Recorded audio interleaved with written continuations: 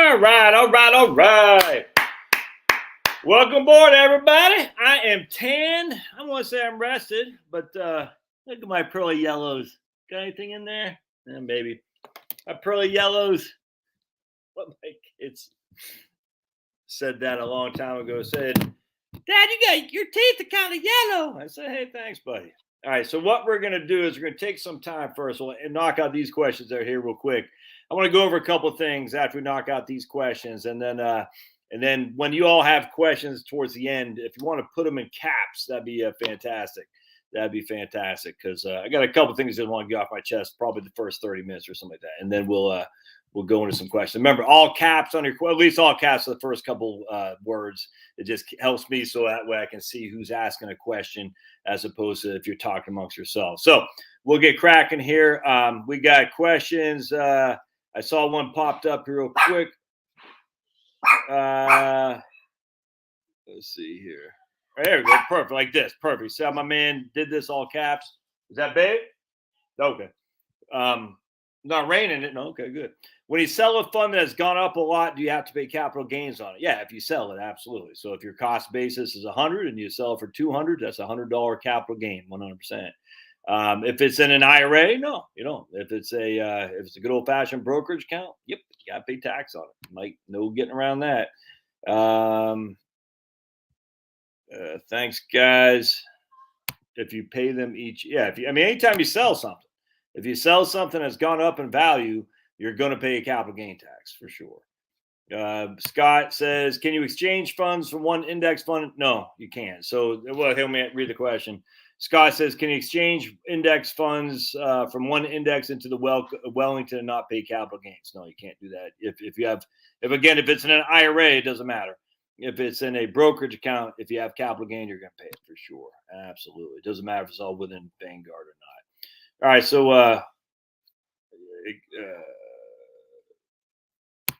yeah. No, I wonder.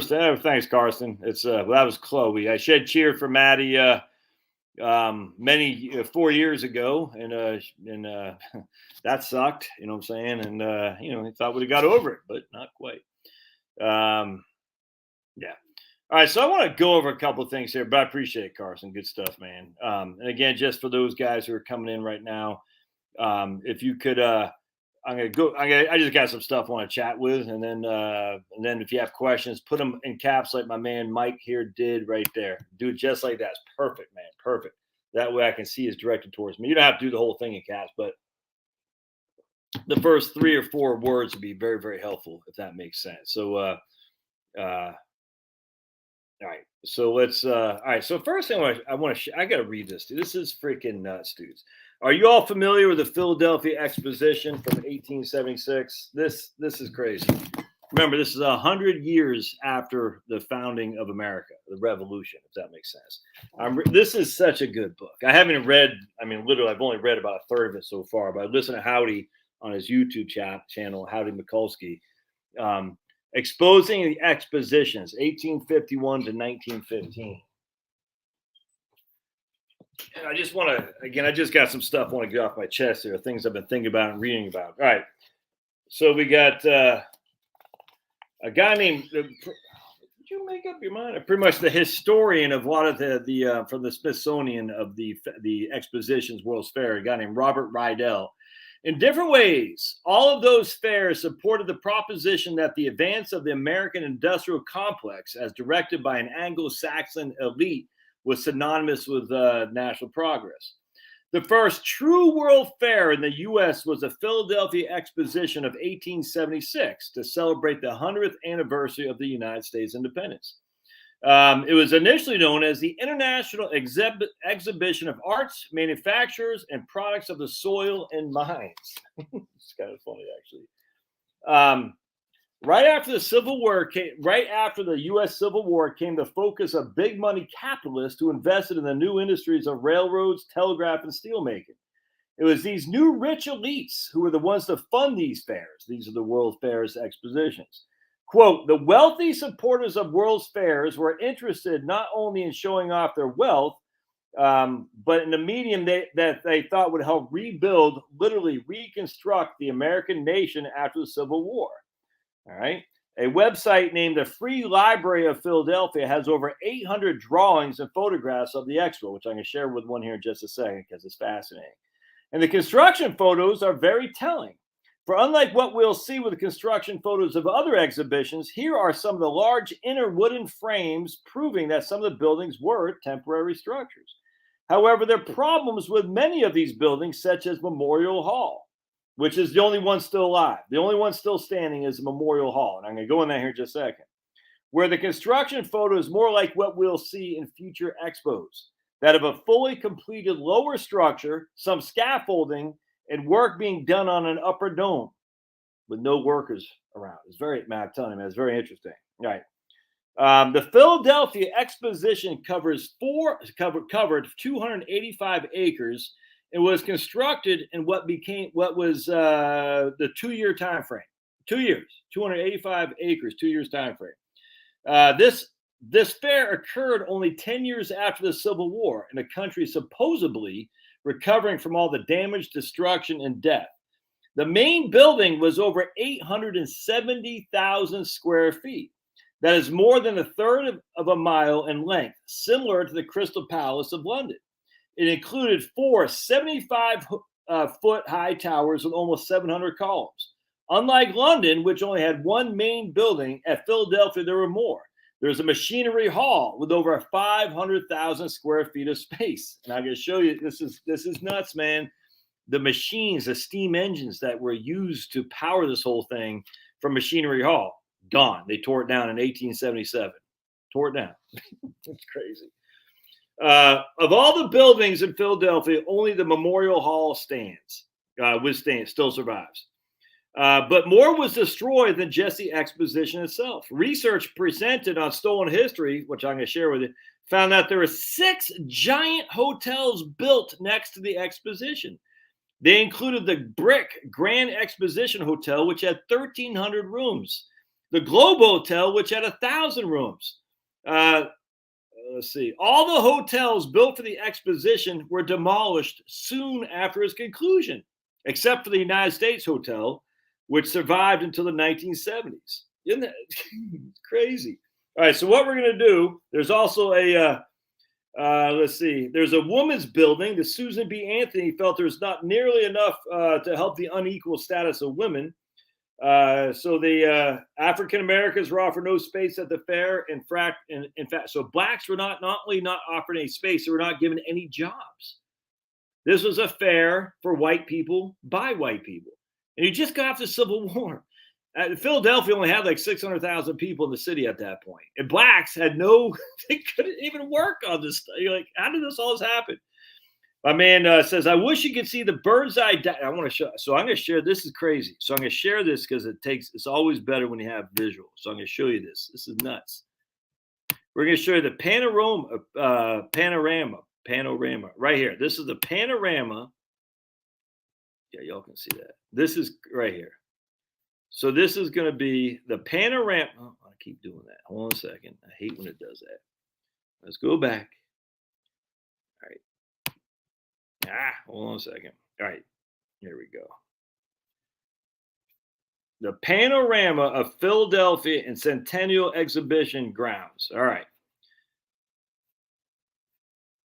So right here. So here's Machinery Hall. All right. I mean, this is so much stuff in here. Here is Memorial Hall, which survives today. Not the whole thing. Memorial Hall. All right. Main exhibition building. Here is coming up. I think that's a Schuylkill River. There's some people, boating. Here's Camden, New Jersey up in here. Columbia Bridge, Camden, New Jersey. All right. Let's keep going. We got New York connecting railroad bridge, Guard Avenue Bridge. So look at this. Look, this is Philadelphia. Look at that. That's Philadelphia. It looks almost like the Rocky Museum. Very interesting. Look at all the spires. This is in 1876. It's 10 years after the Civil War. All right. I mean, look at this. Look at that big cathedral, the dome there. I mean, it's a perfect place for some hydroelectric right there. Look at this. Railroads. I mean, does that? I mean, but if you look at the thing here, this was stamped right there, 1876. U.S. government building, women's pavilion, agricultural hall and horticulture. None of these. Look at this. Anyway, so I'm going to show you what this guy says. I wish you could see the bird's eye view of what we're watching right here. The way it can be. Not only can you see the colossal buildings of the exposition itself on the left-hand side here, when you look at the main city, it's like Florence. There's a mini Colosseum, giant domes and spires, and then the center of the building looks exactly like the Parthenon. I'm assuming that's the Parthenon right there. All right. Also look at above the exhibition grounds. You'll see a tower structure with a ball on top. It looks exactly like a Tesla tower. Were they using Tesla free energy technology in 1876 to power the fair? There it is right there. The fair was a failure financially, as were most of the previous World's fairs. The total cost for Philadelphia was $8 million in that time, and receipts were only $4.3 million. It was not, however, on the basis of dollars and cents that the success of such an effort can be estimated. Fairs are losing a lot of money, but that's not a big deal. We don't know why. Why was it not a big? Look at that thing. I mean, look at this. This is crazy. This is 1876. Where'd all this stuff come from? The reason the Memorial Hall stood is because it's all made of brick and stone and granite and stuff. Where'd all this go? Who's doing it? It's nuts. Look at this. It's only 100 years after the advent of the United States, the Revolution. Only 10 years after the Civil War. It doesn't make any sense. Anyway, so keep going. The fairs cannot be about money. Is not on the basis of dollars and cents that the success is estimated. The question is, what is? And this one, my man Howdy says he believes is to rewrite the complete history narrative, to prop up the new ruling elite, the white ruling elite, which Howdy wasn't sure existed prior to 1800, actually, and to destroy all old vestiges of the great civilizations that spanned the globe prior to the arrival of the new conquerors. Anyways, very interesting. This isn't to be like, oh, white people. Not about that. It's actually about what happened. Like what happened to make all this. This doesn't make sense, man. You know what I'm saying? Like that doesn't make sense. So anyway, let's go over to here to stolen history because here it is. This is crazy. I'm gonna share this. I just find this fascinating. I'm sue me, but this is. Let's see. Right here. Watch some of these pictures, man. All right, so here's the International Exposition, 1876 in Philadelphia, PA. It doesn't look that doesn't look all that much in a bag of chips, but watch. I want to show you something though. We're going to compare the exposition. Remember, let's just compare. So we're going to compare the Philly Exposition with the the Disney. We're going to compare Philly to what they made for Walt Disney World in Anaheim. We're going to compare the two. All right. 1876, Philly Exposition, 22 months. Ground was broken for the exposition on July 4th, 1874. 1971, almost 100 years later, Magic Kingdom, 18 months. By the time the Magic Kingdom opened in 1871, more than 9,000 construction workers had labored for 18 months to build the park, which cost approximately $400 million to create. So we're just going to compare these two things. Look at that thing. That's the main building. They tore all this stuff down. Machinery Hall got tore down. You should see the steam engine that was in here supposedly powering the whole thing. Got torn down. Look at this. The third large. Look at this thing. That was all this stuff's torn down. This actually right here is Memorial Hall. Remember, because they got the Columbia right there. Like a fifth of the United States population. I mean, it wasn't half the whole population, but they had. Basically 20% of the population came through the Philadelphia Exposition in 1876. Look at this. Horticultural Hall, gone. Women's Pavilion, built by women only. What? That was built by women only.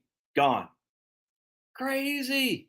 This right here, again, another part of the Women's Pavilion. Shoe and Leather Building. What the hell is that? Gone. The Judges Hall, gone. U.S. government building. I don't know if that's still there or not. Anyway, I want to compare. Here, look at this soil. This right here.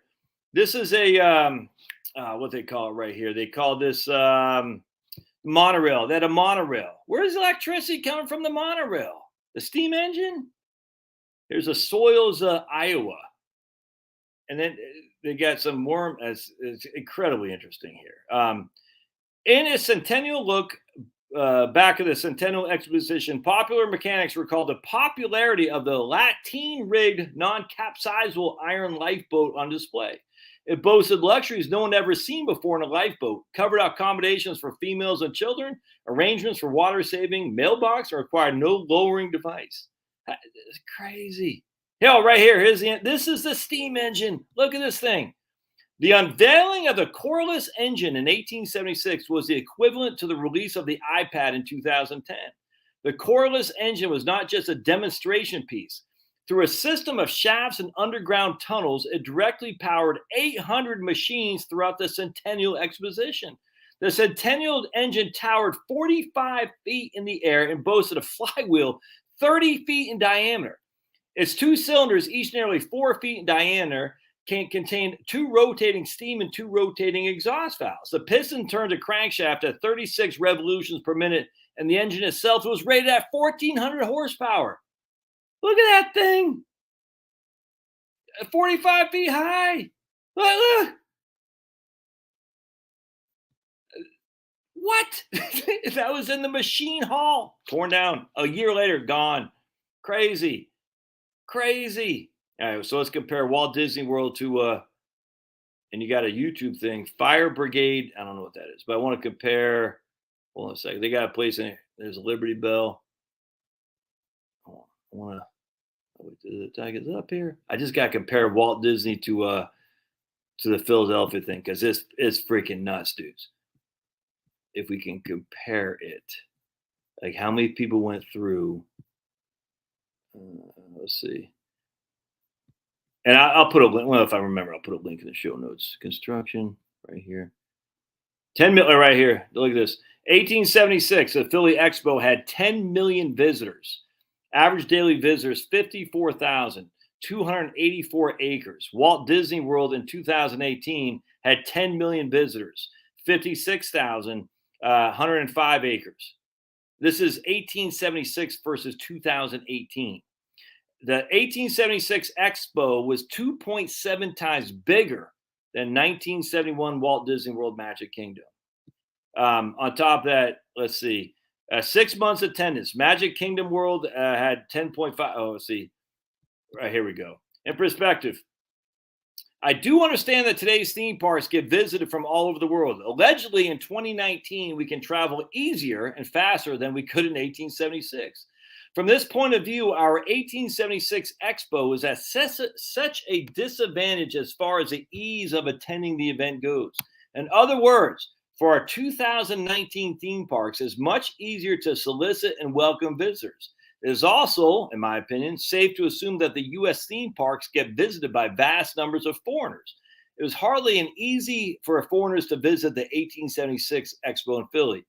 45 million people in the United States in 1876, 327 million in 2018. The world's population is 1.3 billion, and we had 7.5 in 2018. Anyway, crazy that, and look at that, 10 million visitors, 55,000 a day for the Philly Exposition. And what happened to all gone, except for I don't know if that's the memorial building. I'm not sure if that's the same one. I mean, look at that thing. They tore it all down. Machinery hall gone. Oh, it's all temporary. Are you kidding me? It was the largest. So here's the art gallery, designed by Schwartzman, now known as the art building, now known as Memorial Hall, is made of brick, glass, iron, and granite. Memorial Hall, the only large exhibit to survive on the Centennial site, was designed as a Beaux art style and housed the art exhibits. It was the largest art hall in the country when it opened, with a massive 1.5 acre footprint and 150 domes sitting atop 59-foot high structure with 150 domes provides 75,000 square feet of wall surface for paintings and 20,000 square feet of surface for. Just the whole thing's crazy, man. Look at I find that incredibly interesting. So what the hell? Where'd all this stuff go? Tell me that's not nuts.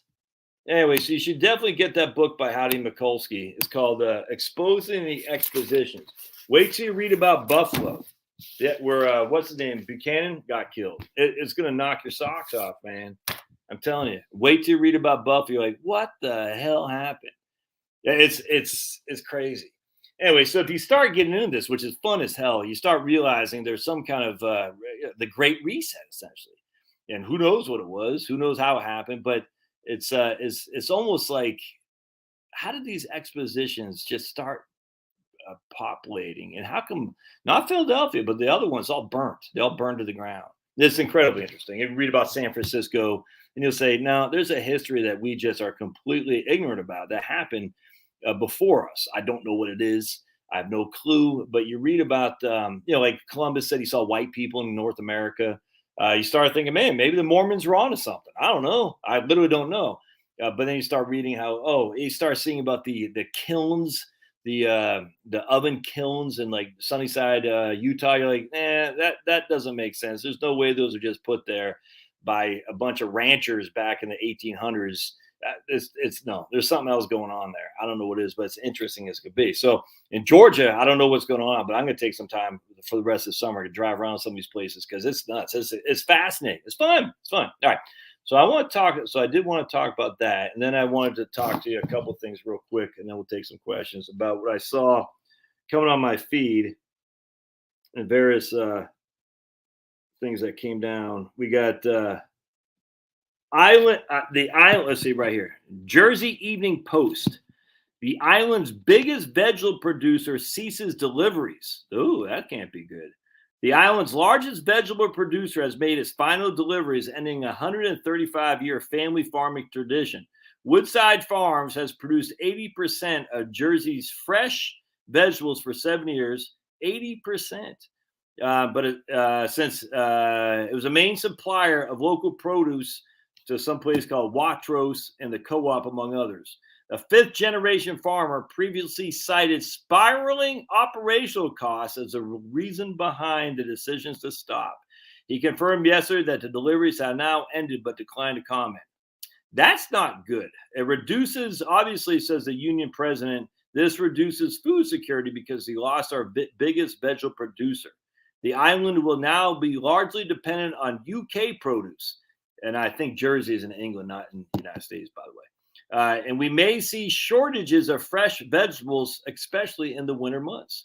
Consumers will certainly miss the fact that it was Jersey produce in the winter months. Being an island, you get days when the boat can't go because of weather. When we are relying on imports, there'll be points when foods are not available. Yeah. I'm telling you, man,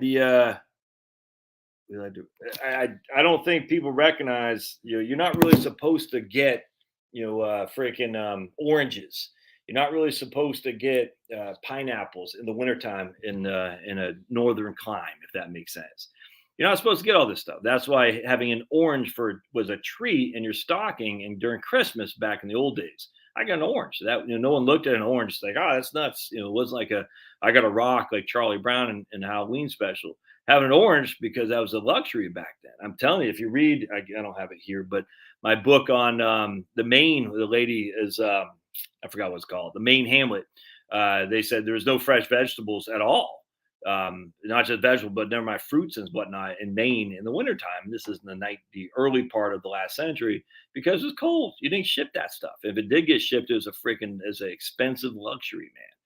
And I have a sneaky suspicion this is going to be happening more and more and more. All right, so let's keep going because I thought that was pretty interesting. Right here, and then on top of that, with the UK, Britain threatened with South African style load shedding as electricity rations loom. As supplies falter, the UK could see the first managed decline of its energy system for decades. Managed decline is what the West is going through now. As traffic lights went dark, and this is, I can't read the whole article, but they go into how South Africa And then Germany started to turn the lights off. Spain started to say you can't have your air conditioned below 80 degrees Fahrenheit, and when the winter time comes, you can't put it above 66 degrees Fahrenheit to heat your house. A managed decline. Interesting, is it not? It's almost like by design, actually. It's almost by design that these people are wanting to. I just, you can see it a mile away, and the problem is the Greens aren't going to be stopped until the people rebel against them, and the only way to rebel is through pain. And I'm just telling you right now, it's like you can live this fantasy world of green energy to solve all your problems when everything is going good and you got luxuries. You can spend all this money on crap. I'm telling you right now, the day is going to come where those things are gone, man. And then we're going to recognize, yeah, this wasn't what I bought. This wasn't what I bargained for. And when they start having a managed decline of electricity, never mind energy as a whole here, you'll quickly say, why do we buy the green energy stuff? It's crazy. It's kind of like how now COVID is no longer a thing, even though apparently there's some surge, you know what I'm saying? Because people just aren't taking it serious. They're like, whatever. So now the CDC is like, whatever, like all that mandates and all that stuff is just like, sorry, sucks for you if you followed our rules. And it's like, what? Now no one cares. And yet, I mean, there are some idiots. I get it, some freaks out there who care and are doing real damage to their children. But be that as it may, I hate to say it, that's the right. Anyway, the point being is the same thing is going to happen here, where people really face the pain threshold of a managed decline. And the managed decline, it's easy to say, I'm all for carbon offsets. I'm all for electric car. I was actually listening to this guy today. He was saying that the horsepower, and I'm going to butcher this, but I could have sworn he said the horsepower needed to run the air condition on a car was more than the horsepower to just maintain a steady velocity of like 55 miles an hour. I can't remember what he said, but basically what his point was that when you have the windows and you have the temperatural differences, the ambient temperature and all that changing, and you're trying to cool the interior of your car, the horsepower, the energy needed to do that was not only more significant than just your typical house energy air conditioning unit. Is even more than the power of the car for the same velocity. I said, I didn't research it. I says, whoa, I never thought about that. Because you got all this glass, you're moving against the wind, you got the sun beating down, you got the temperature differential, and you turn on the electricity, and it takes, it takes a lot of juice to make the air condition put out cold air in your car, relative to what he was implying. And again, I'm butchering this, but what it does to create the air conditioning in your home. I said, man, that's crazy. I mean, just think about that. How's that work on a battery-powered electric vehicle? I don't know. That's nuts. All right. So you can see this managed decline is coming, and it's going to be a pain threshold, man. The electricity is going to go higher. Energy is going to go higher. That's the ability to get the goods that we're used to over the last 40 to 50 years. This is why for us, having lived through the 70s, it's a glorious thing having survived the 70s, because I was born in 1970, but I remember what it's like to be cold and not have anything, and we survived. It wasn't great, but we survived. If you were born in the last probably 30 years or so, you don't know what it's like to have this. You just don't. And that doesn't mean you're a bad person. Like my kids, they don't know what it's like. Just click on Amazon, order it, done. Comes the next day, basically. Click on Netflix, you see your video. Click on this, you see your music. Click. It's instantaneous. You're not going to be able to do this. There's going to be a come to Jesus moment where people recognize that the managed decline is here. We've been living large, and that's okay. It's okay to say, we're going to have to step back a bit. I've been saying this for years. If you want to go green, you're not going to be able to live the society you're used to for going green. You just can't. Something's got to give. There's never enough solar panels. There's never enough wind turbines. There certainly isn't enough hydroelectricity to give us just the electricity. Again, never mind total energy. We want to live the society that we're comfortable with, on top of that, a growing demand, by the way. Not just because more people, just because more people are coming into modern society and need a bigger load to have an air condition, to be able to wash their clothes with a motor. You see what I'm saying? As such, that's a bigger and bigger load to take a hot shower on the entirety of the electricity. And then, of course, deliveries, all that is energy demand, transportation, whatnot. agriculture, all that takes stuff. It takes all inputs, and the inputs take energy. And you can see this a mile away. You say, so those of us who survived the 70s say, yeah, we've been through this before. It wasn't pleasant, but we survived. Those of us who haven't, though, have never seen it. You see what I'm saying? You can easily see there could be some real fear among people, man. You said, what? Yeah, you can't get what you thought. And the sad thing is that a lot of the same people who are going to be blindsided are the people who supported this. I was reading the other day about these idiots in Maine. In fact, I'm not going to be able to find it. They're griping about affordable housing in Portland, Maine. Well, in Portland, Maine, there's an 81% decline in construction activity because they passed some green energy rules and they passed rent control. It's like the freaking idiots, man. They said we need more affordable housing. At the same time, they're going to make housing less affordable, making more stringent for green energy regulations and, of course, rent control. It's idiot. No one's going to build a house where you can't turn a profit, whatever you feel between you and your tenant. No one's going to do that. Never mind the stupid squatters' rights and all that stuff. It's crazy. And they're griping like, oh, there's less affordable housing. These developers, they're evil. I'm like, you need the developers to provide you affordable housing, you fools. They're not going to learn their lesson. And what you can see this happen a mile away, man. Seattle. You know what I'm saying? You can see these cities. New York City. We had David Dinkins. We had Ed Koch, whatever his name is, Koch. Idiots. And then they had Giuliani to clean the thing up. Then they had Bloomberg. Like him or hate him, I don't care. But Bloomberg, I don't like Bloomberg at all. But he wasn't a soft on crime kind of guy. He was a guy that had to stop and frisk. And then they had whatever the guy's name is now, Eric Adams, and the freaking idiot before him, de Blasio.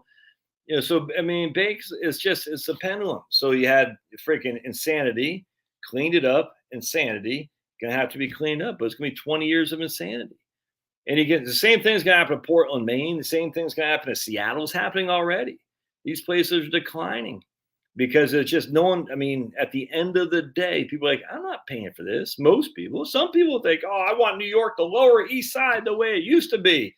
Yeah, you're not going to raise your family there, dude. You're not going to do it. You know what I'm saying? It's all the, like, I've been listening to punk rock for years, hardcore punk rock, the Lower East Side, man. Yeah, we want it back. It's like, oh my goodness, it's taken over by yuppies. Same with like DuPont Circle in DC, Adams Morgan. There's another place too with the Spanish people. There's a big Spanish riot in DC, like 1990 or something, 1992. I'm drawing a blank. As a big Spanish part of DC, and they're like, oh man, we want that. No, you don't. You're just saying that, but you'll come out to the suburbs too the minute you can. We all know that. But you can see this. And you see Portland City, Portland, Maine, 81% decline in new construction activity the minute they pass rent control and green stuff. The same is going to happen everywhere. You can see that a mile away.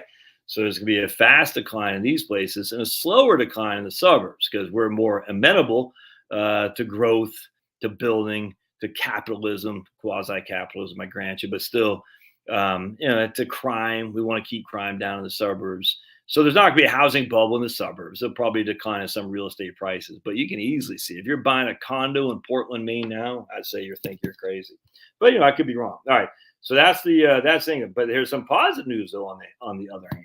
This is good about the new micro reactors. Small reactors, big potential. About the newly approved nuclear micro reactor.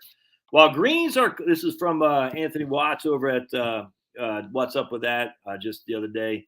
While Greens are clamoring for more unreliable wind and solar, nuclear is about to make a big leap forward with a recent Pentagon approval of the first micro reactor. Here's a technical summary from the U.S. Office of Nuclear Energy. I'm not going to read that. Micro reactors are factory-built plug-and-play reactors. They can be used to power military bases, disaster recovery efforts, or remote locations where traditional infrastructure doesn't exist.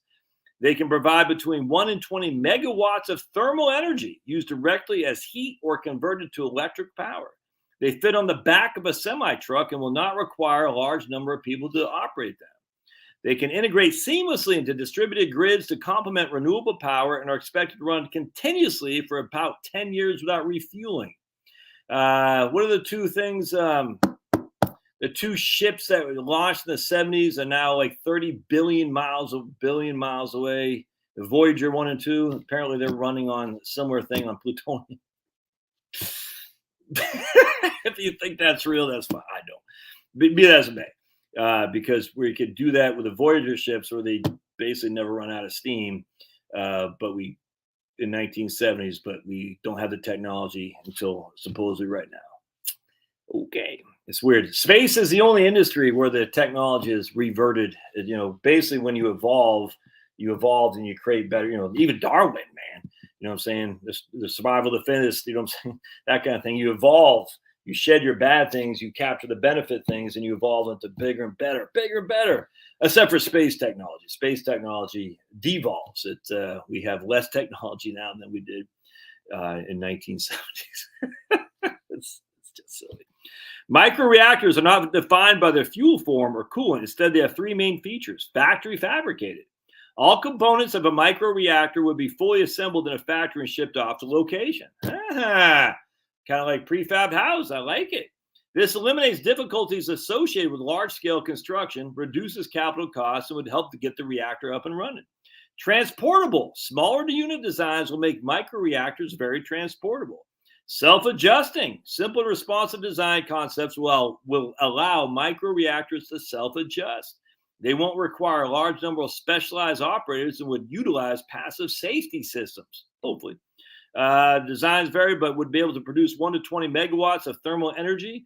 They can be used to generate clean and reliable electricity for commercial use for non-electric applications, such as district heating, water desalination, and hydrogen fuel production. Let's see. That's the lot, and they got a video on here. So that we'll see how that shakes out. That's fantastic, though. But along those same lines, I did see that we had Saskatchewan. I think I already talked about this. Saskatchewan and Ontario to roll out mini nuclear reactors. The GEH zero emission reactors, each with enough power to fuel more than 200,000 homes, can be deployed because Canada. We all know Canada sucks compared to the US of A. It's going to take them to the 2030s because US kicks ass. Canada, stuff rolls downhill. I love my Canadian brothers and sisters, but as long as you got that idiot up there, I'm going to say Canada sucks. That's all there is to it. Saskatchewan, Ontario have each chosen GE Hitachi. Is that the reason why GE is taking off the last month? Saskatchewan and Ontario have each chosen GE Hitachi as a supplier of small model nuclear reactors, which can be deployed in the Prairie Province by the 2030s, Saskatchewan, or Ontario by 2028. That's interesting. 300 megawatt water-cooled natural circulation small modular reactor with passive safety system. As a 10th evolution of the boiling water reactor, represents the simplest yet most innovative boiling water reactor design since GE began developing nuclear reactors in 1955. The powerful little reactors are carbon-free and emit no greenhouse gas emissions, no GHGs. This important milestone in Saskatchewan works towards a cleaner, more sustainable future. Hey, man, I'm all for it. 100%. I don't like the Rockefeller clan getting rich off me. And that's what they've been doing for years and years and years. I don't want it. If we can get off oil, get off natural gas and go to nuclear, I'm all about it. I don't know if I even believe any of that stuff, frankly. I mean, we'll see. We'll see how it shakes out. This could be, for the anti-greens like me, this could be the pie in the sky, no different than the idiots who believe solar panels are going to power the whole world. They truly believe I got a cut. I was pruning down some plants. I cut myself with a plant. A raspberry bush scraped me. Look at that. Anyway, I do worry about us on the anti-green being pie in the sky when it comes to small nuclear reactors, the same way the greens are pie in the sky when it comes to solar panels. I do wonder if that's going to be. So I'm not an expert in this by any stretch of the imagination. I just find it incredibly interesting. And until that happens, though, there is going to be the gradual managed decline. And so what do you do about that? I mean, it's literally, what can you do about it? Well, you can be prepared the best you can. You can do an audit of your home, make sure you got insulation, keep your window shades down when the sun's flying on you. I mean, look, I'm all about getting solar panels, the south facing roof. If you want to get some rooftop solar panels, you should 100%. I don't know why you would not get a battery pack to go with that. It makes no sense to me. I know people don't because they don't want to invest in. I find that to be crazy. If you're going to get the solar panels, the whole point is to be not as exposed to the grid. Remember, solar is grid tied. Just because you have solar panels don't mean you're off grid. Doesn't mean that at all. I think people are starting to realize that now. But the only way to be less exposed to the grid is with a transfer switch and batteries, and you gotta have to invest in them, in my opinion. Now, I actually think that battery costs are going to be much, much higher because lithium is becoming let's just put it this way, it's become more expensive and more, what's the word I'm looking for? Scarce lithium is. Unless we're running good old fashioned lead acid batteries, lithium is the only way to go right now. I mean, I know there's research. There's always research for 100 years, research on batteries. We just, at the end of the day, lithium's the best we got. And so lithium, the mining for lithium is becoming more expensive and more scarce as well. So to wait until the technology for batteries improves, I think could be a mistake. I don't have solar panels. I won't get them here because this isn't my destination home. But when we get to our destination home, I'm going to find a house that's south facing where I can put some rooftop. And probably I won't do it on the ground, even though it's better. But you get more efficiency there. But we'll see. I don't want a huge yard to take. I want a big enough yard to have some apple trees and a garden and let my dogs run around. That's it. All right. So that's all I got. I think that was it here for my initial thought process here. Anything else jump out at me? I just thought it was neat. Let me get out of this about the nuclear stuff. I do worry that, that we could. Come on, man. I don't want to be one of these guys like, we're good. It's only a matter of time. Let's see. Do we need a new theory of evolution in The Guardian? Yes, we do, because evolution is silly. The myth of the wrong heroine. Now, I haven't read this. Remember Rosalind Franklin? Women receive less credit for their contributions to science than do men, just as Rosalind Franklin was denied credit for her role in discovering DNA, or so says a recent article in Nature. But the author's statement about Rosalind Franklin is false, and their conclusion about women's science is probably no more trustworthy. The portrayal of Franklin as a wrong heroine is a modern myth that will not die, propagated by feminists who hope with claims of discrimination to undermine the male dominance in science. Ooh, that's good. I haven't read that article yet, but I'm very much looking for it because I always thought that was true too. I thought Rosalind, because Frick is such a clown, just not a good person. He's the guy who discovered this stuff. I forgot frickin' Watson, I think. I forgot. Anyway, that you want to attribute it away from Frick and to give to Rosalind Franklin, saying, Frick, you stole it. But it might not be as true as what I was thinking. So we shall see. I got to read that. Europe was about to snap. Let's see. And I guess that's pretty much it of stuff I want to catch up on. Minor Google meltdown. This is at sciencealert.com. Minor Google meltdown exposes the world's utter reliance on a single tech company. Earlier today, this is from just 2 days ago, 10 August, 4 days ago. Earlier today, reports began emerging that Google was down. While it has since returned, it once again highlights our dependence on technology service providers and shows how reliant many people are on a single operator for daily functions. There are a few things we completely rely on, but for many, Google is one. This guy too. And his brief disappearance from the internet felt for many like an almost apocalyptic moment, underscoring how deeply Googling has been integrated into their lives. We do not know yet why it happened, but it did. Anyways, that is scary, man. That is scary stuff right there. We are very reliant. I mean, we're on Google, YouTube's Google, right? I mean, I don't know what StreamYard is and Facebook, I don't know, but anyway. So let's see. Again, if you guys got some questions, put them some caps. I thought that was fun. Not to be interested in stuff, it boggles my mind, especially stuff that you use on a regular basis. And you don't have to be an expert. And you don't have to know all the things. You say, I don't know. You can have an opinion that doesn't have to be you can be contrary. It's okay. You can be contrary. I don't believe in evolution. I don't think we want the moon. I just don't. I don't think I'm not quite sure I believe the nuclear stuff that is being propagated. It seems odd that this is coming all of a sudden out of nowhere. It seems weird to me. I don't know what to believe in that regard. We shall see. I certainly don't believe in solar or photovoltaic as a way to solve our energy crisis. That's silly. Wind is just stupid. There's a lot of things I don't believe in, but that doesn't mean I have the answers for this stuff. People say, "Why would they lie?" Man, I don't know. Ask the liars why would they lie. I don't know why, but not to be interested in stuff that is happening around you all the time seems weird to me, man. And I know a lot of people aren't. They just don't care. It's weird to me. It frustrates me no end. But with that said, yeah, I mean, I can only do the best I can with what I got. What I got is my 4 kids, 2 dogs, and my wife. And yeah, but things do change. Remember, my friends, 2019 is a whole different universe than 2022.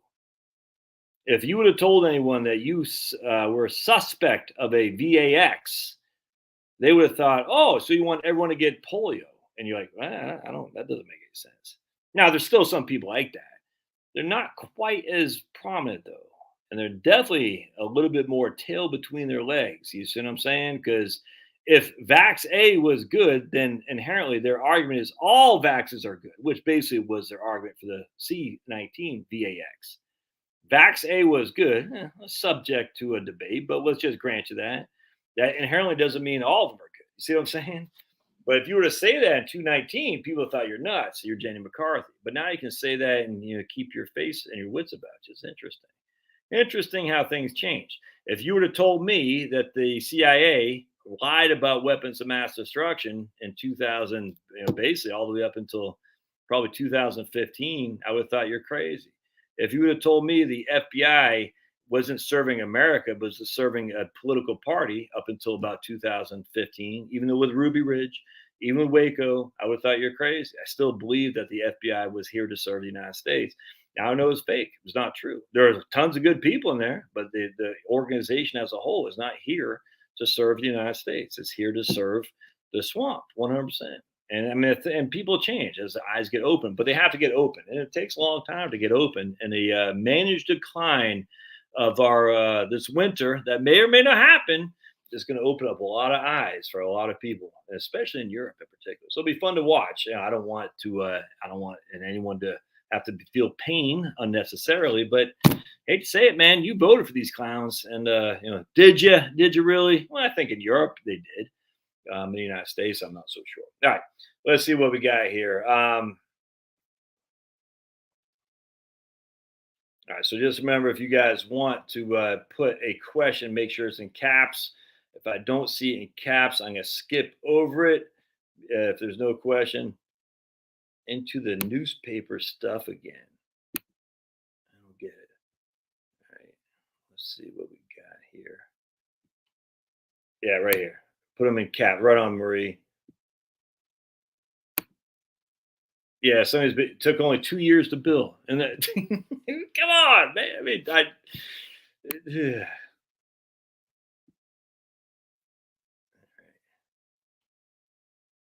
wish I could send you some Mainer. And don't forget to look at Black Tom.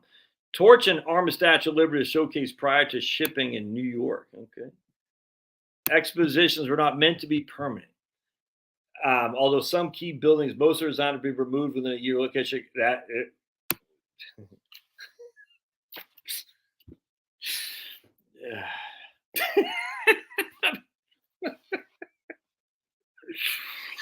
Oh my goodness. And I love Denise. Not designed to be permanent. Have you seen the behemoths of these buildings and what they did and held? How much energy, equipment, manpower went in there. And then we only talk about Philadelphia, Denise. Don't even get me started on these other ones. It's nuts to say they weren't designed to be permanent, knowing what they were housing, the amount of people that were in there. I think you might want to rethink that. That's all there is to it. I'm telling you, man, the idea 10 years after the Civil War, we're going to build these huge behemoths and tear them down a year later. Yeah, that makes no sense. Makes no sense. All right. He talks about the Balboa is very interesting about and I haven't read this through, but there's a lot of research on Actually, Howdy's thing is the missing link is ancient Rome. Actually, very interesting. So there's a lot of research about Balboa. I haven't read it yet. I haven't. A guy I follow is from San Diego. He talks about that too. Philly had an expo now 9.9 of the minute, 100%. I was just reading right now that a coach in Texas was shot and killed at a little league football game. And we all know who's caused it. Just everyone knows, you know what I'm saying? And we all know who's dead. We all know who the perp is, yet no one gives a damn. There's no Black Lives Matter. A coach, I don't know if he had wife and kids. I don't know. No one cares. No one cares. No Black Lives Matter. Nothing. It's another day at the beach or another day in the freaking office for perps. As long as a perp isn't white, no one cares. It's so disgusting. And these people claim to be for Black lives. You know, at some point, though, you just got to shake your head and just sad and just get sad and say, look, man, the sad thing is you can't do that because there are a lot of good people who are stuck in these places at no fault of their own. And you can't just write off a whole segment of society. And it's you just can't, because there's so many good people who are trying to do the right thing that some are just stuck. But it's so damn frustrating because it's the white libs and other, let's just put it this way, the New York, Boston, Washington, D.C. nomenclature who run a lot of things or who have a lot of money, very liberals, you know what I'm saying? And they don't care. They just want them, you know, they want Black people riled up as their friggin', you know, their protest group. That's it. They don't care too. They literally don't care about these people, man. And yet it's just sad, man. It's just, it breaks your heart. It doesn't have to be like that, but, you know, I mean, it is what it is and there's nothing you can do about it, but you're just like, no one cares unless the perp's white. And if the perp's white, then everyone freaks out like, "Arr!" Hell, even the cops are Black. You know, it might be a little bit of shenanigans just to get the city to pay to the victims. They unmask an Ahmaud Arbery thing, and wherever that guy got killed at, as if again a George Floyd hero. I'm like, yeah, we got these guys aren't heroes. They're not. That guy, you know, I don't know the whole story. I didn't watch the trial, and probably I don't know. I don't even want to say anything. George Floyd certainly wasn't a hero. The idea that we're making heroes out of these people is insane when there's literally heroes among us who no one will ever talk about because they're just going to work every day and doing what they're supposed to be doing. But we get a guy who's the whole thing's nuts, man. It's just so damn disappointing. And it just makes you wonder when if it's by design. I don't know. But it's just you're sitting there thinking, you're right, for honest. I saw this Black football coach, you know, coaching Pee Wee football, and like some lady says, like a lot of these football coaches, the only solid Black men these kids ever see. You know what I'm saying? And now he's dead because some clown. Who knows what he did? I mean, shot, you know. But obviously, I think the clown was 14 years old. Yeah, freaking.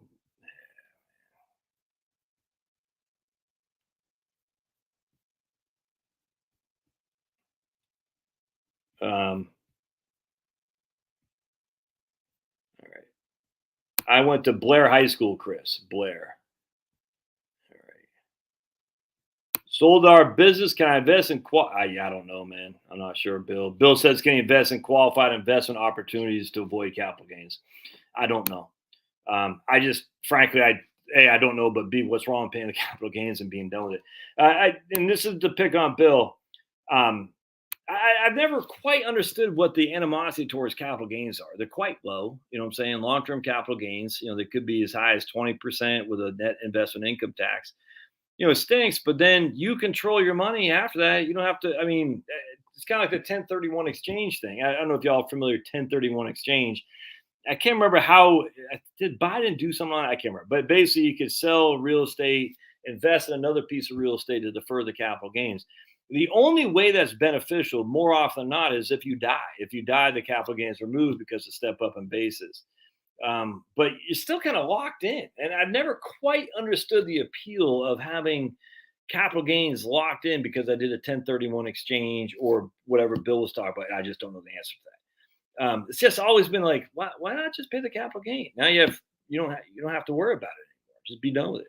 People say, well, I'm a high tax bracket. Okay, I get that. If you have the cash flow to pay for it, and maybe I'm coming at it from a different angle. My angle is that I have seen people retire who are paying a lot more taxes than they. Let's put it this way. Because I am a retirement planner. That is what I do. I do retirement planning. I don't do investment management. I don't do really pre-retirement planning because it's not my thing. It's too easy to do that, and I certainly don't think it's worth my fee. But retirement planning is what I do, and to have deferrals while you're going into retirement plan means you have taxes due, which is a cost. And one of the things we're trying to do in retirement is reduce cost, reduce expenses, thus have no mortgage, thus have no capital gains, thus have limited income taxes. And because it's harder and harder to go back to work as you older and older you get. You just lose your skill set, you lose your physical skill set, and you don't want to do it. You're freaking old now. And you can't make back. I just tell you, it's hard for a 73-year-old guy who's got 25% tax obligation. When the markets go down 30%, he's still got 20% tax obligation. If it's all qualified qualified investment accounts, 401k, 403b, even an IRA, the tax obligation doesn't go away regardless of what the markets do. And I just wish people would recognize that to pay the tax while I got the cash flow reduces the cash flow needs to pay the tax in the future. It's like another imputed income, kind of like paying off a mortgage. Let me turn on my fan. There's Chunky. He's supposed to be on a diet, but he seems like he's getting chunkier by the minute. I'm not sure how he could be getting so chunky when he's supposed to be dieting there, Pablo. But anyway, so again, as my bias might be coming in. I just see it as the issue is when I retire, I want to have the least amount of expenses, and two of the biggest expenses are taxes and mortgage payments. Thus, if I can reduce the taxes and mortgage payments while I have a certain amount of cash flow and I have the ability to work harder, to work a second job, to continue to work, I just think that's a good move. Really, I do. As opposed to, well, my spreadsheet, and I'm not saying Bill's saying it. I'm not saying it. My spreadsheet says this or this. I don't care. I literally don't. I can't tell you how many people. I was talking to a lady on Saturday, wonderful lady. And I could tell she was very adept at Right Capital software. She knew it. I mean, she kicked ass and thick names. And I could tell she was real anxious about making sure every little piece of the puzzle was where it's supposed to be. And I deleted something that she had spent some time on. And you can see it in her feeling, she's too polite to, get mad or anything. But she was like, And I told her, I don't know, we'll call her Missy. I said, Missy, it's not her name, obviously. I said, it doesn't matter. And I could see it in her eyes. She was, I said, it doesn't matter because I'm using 6.5% for stocks. It matters not if they're large, small, international, domestic. It matters not. I'm using 6.5% for stocks. Whatever I use for bonds, 2.5% for bonds.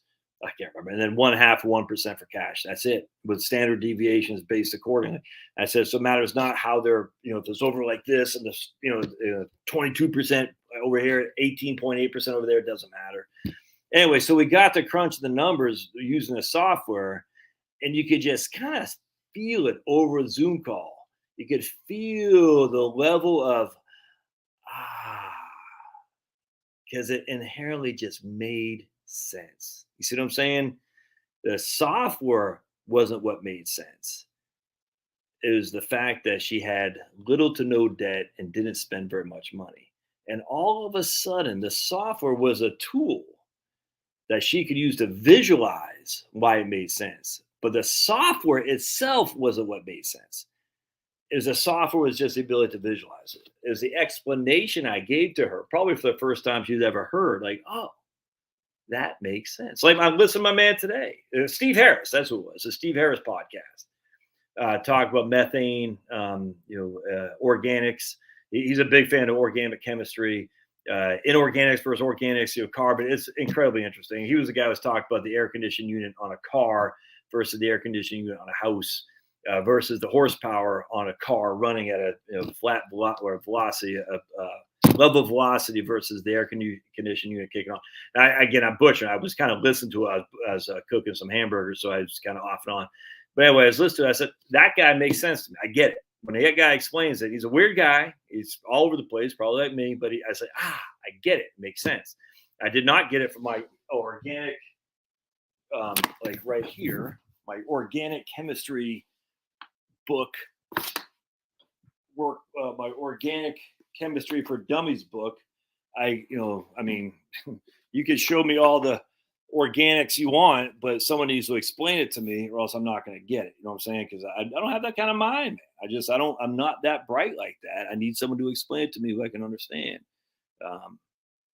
Anyways, I'm like that with some people. Some people I'm not. I get that. I'm just looking at, there seemed like there's something else I wanted to look at here. Some of the books I bought from Steve Harris. Refrigeration, cold storage, and ice making, basic electricity. Oh, that's from the Navy. I tell you guys, if you're interested in lots of, I wish I would have went to the Navy. Power for Tomorrow, Fuel Cells, Power for Tomorrow, the Solar Cookbook, The Magic Furnace, The Search for the Origin of Atoms. But seems like I had, I can't see it. Anyway, if you guys, I wish I went in the Navy. Look at this. This is basic electricity prepared by the Bureau of the Navy of Naval Personnel, and it is just chock full. Oh my goodness, like that stuff right there.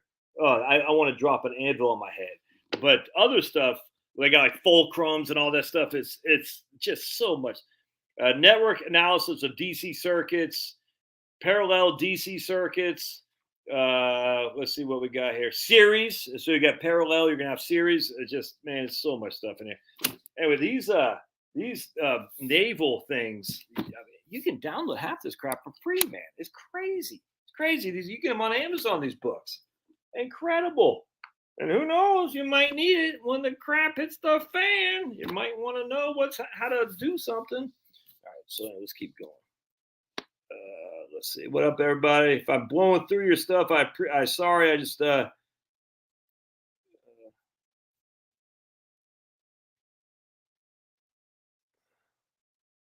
right here. There's my man. He's got solar panels, a battery, and an inverter to keep his fridge going. Yeah, 100%. And I mean, I don't need solar panels to do that. You can do it with your car and a battery.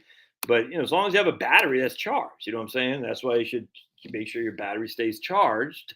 And I just have lead acid batteries. I got marine battery. I got 2 marine batteries back there, and then I got 4 cars, and all of them have at least half tanks of gas, and they got batteries in there. I mean, there's 6 different batteries.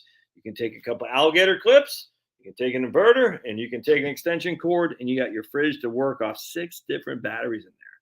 You don't need a solar panel. I mean, it's helpful to have a solar panel if you can't get gasoline to run the engine, which to power the battery, keep the battery and all that. I get all that. But I have a couple solar panels too, but you can absolutely have, you don't need a solar panel to do what this guy's doing. You just need a battery and an inverter. And I guarantee you have a battery if you drive a car. You see what I'm saying? And if you let that car idle, I mean, you can obviously don't do it with a garage thing down, you know what I'm saying? But if you let that sucker idle, you can keep, I mean, it'll run for a long, long time, man. And then on top of that, and then your battery will run for, I don't even know what's 180 watt hours. I'm not sure, or amp hours. I'm not sure what a basic car battery is in terms of the amp hours, but be it as it may, I mean, freaking a fridge, it doesn't take that much electricity to run, other than, again, as we talked about before, the compressor kicking on. But, you can run a fridge off a car battery for a long time. If you got multiple batteries in there, that'll easily run you for 36 hours. Well, 3 days easily. That'll run you for 3 days before typically the lineman can get out there and replace and fix whatever's down.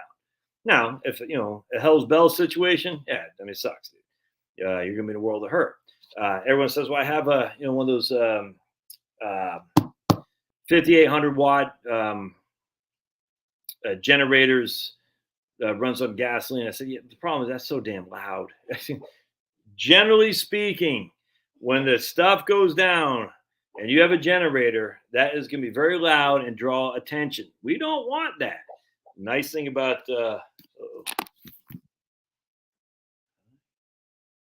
inverter generators is that they're quiet, very, very quiet. Nice thing about using a solar panel, he's having a bad dream, this guy. Nice thing about having a solar panel to recharge your batteries, it's quiet. No one knows.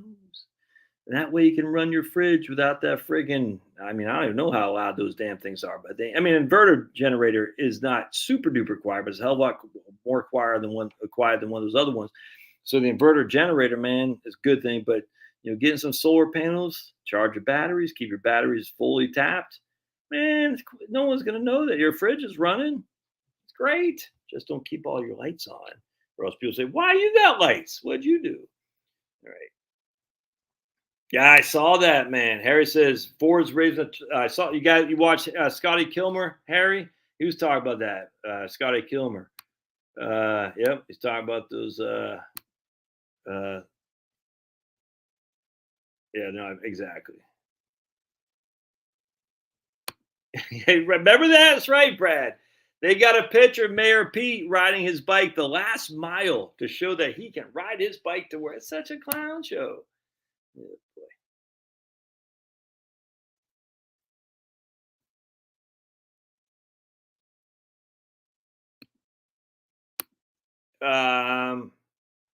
Oh yeah, you live way up there, right on. Oh yeah, I think Canada is. My goodness. You're still part of the Queen's Army, right? I think Canada is still literally part of, uh, as part of the Queen, if not mistaken, and we aren't because we kick ass. So yeah, I think the decline of Canada is going to be a hell of a lot worse than the U.S. Look, it just the problem with the U.S. is we are heavily militarized, if that makes sense. And I don't mean it like because we all have guns. I mean it because the military of our military has been used to police the world for decades now, and that's not good. It's horrible. But because of that, there's a huge industry component of this kind of things that they have to keep going because so many people are relying on the U.S. to police up the world. You see what I'm saying? And you guys don't. Well, not you. F. Herrick is not there, but Canada is just, who cares about Canada? No one cares. And soon no one's going to care about UK. No one cares. You know what I'm saying? Because it's a nation in decline by their own choice, frankly. Germany is still a big deal. Germany is still a big deal because the economy is huge. Japan's still a big deal. And I don't want to, UK is a big deal, but the decline of the UK is so obviously happening. Ireland is just dead to rights. The UK is dead to rights. Germany is huge. Japan is huge. The decline of Japan is quite obvious and breathtaking. But we've been seeing that for a long, long time. It's just shocking to see the rest of Europe go. It's nuts to me. No one cares about Spain. And you sound so. I had a guy who was really mad, really upset with me when I was talking about UK because they don't have dryers. A lot of them, they literally just use airline. And that's fine. We used to use that growing up too. It's kind of like me today. I was grilling some burgers on the charcoal, and I haven't used charcoal in a long, long time. So my skill set is weak. So it took a long time to get the hamburgers going. So ultimately, I was like, yeah, these are pretty good, but I just put them on the gas grill, flipped them once on each side, done. You know what I'm saying? I'll get my skill set back with the charcoal. I just haven't used it for, literally for probably 30 years. So I have to get back at it. Anyway, long story short is that, what was I saying? I forgot what I was talking about that. But the skill set, I had a point on that. So we're talking about UK skill set. Why I got the skill set, I forgot. Anyway, so Canada is 100% is the rapid decline. And they're already getting rid of nitrogen. I know it's voluntary, but voluntary kind of like, it's voluntary for us to wear a mask or get jabbed. And it truly was, but the government didn't mandate this other than for the military. But basically, the corporation mandated. My wife's company mandated. And it's funny too. We had a good chuckle because they all got the cooties just recently, even though they're all scared crapless, all wore masks, all got jabbed, the whole thing, and they all got the cooties. And sucks to be them. I just kind of laughed though. I said, man, you guys, you bought this hook, line, and sinker, and you're still getting the cooties, and you mandated people to get that, including people who did not want to get it, and how now have since left your stupid company. And the question is, can the people who did not want to get it, a young lady in particularly, who would like to have kids at some time, you just wonder what's going to happen. And her choice. She's a big boy, big girl. She made her decision. She didn't want to, but she felt ostracized for not doing it. And then 4 months later, she quits and goes to another firm. Crazy.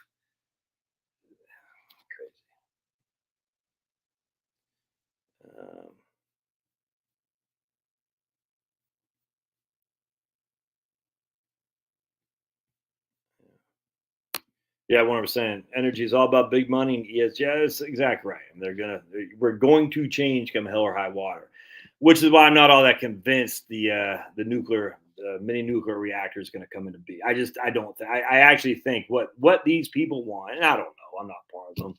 It's just they want the old fiefdoms, man. You know what I'm saying? The old earls. You guys are my peasants. Do what I want on my land. I'll let you sharecrop, and we are the glorious ones, the Hillary Clintons. Did you hear about Lynn Cheney's husband is a partner in the law firm that represents Hunter Biden? Did y'all hear that? Tell me that's not crazy. Tell me that's not crazy. So no wonder why Lynn Cheney was so anti-Trump. They're crazy. Yeah, Chris, 100%. The left is, I hate to say it, if they're still, but I hate to say it, man, if there's still, after all, because, like Brett Weinstein, a number of people from the quote left, unquote, have come around and said, yeah, I mean, hell, I don't think Dr. Malone was a lefty. I think he was a lefty. Anyway, a lot of these guys have seen it. A couple of New York Times, Alex Berenson, he still pisses me off because he's still lefty. He's a lefty at heart, other than there's some things, but still they're open, they're reasonable enough. Unlike what Alex Berenson was saying against Dr. Malone and ivermectin. A lot of still left-wing stuff where if you don't agree with me, you're an idiot kind of thing coming from that guy. And I don't like that. That's typical lefty stuff. Like, the Christians used to do this. If you don't agree with me because, you're going to hell, I was like, you're not God. And it's just as embarrassing. But we've gone way past that in this post-Christianity world. That carries no weight anymore for Christians, other than amongst themselves to fight.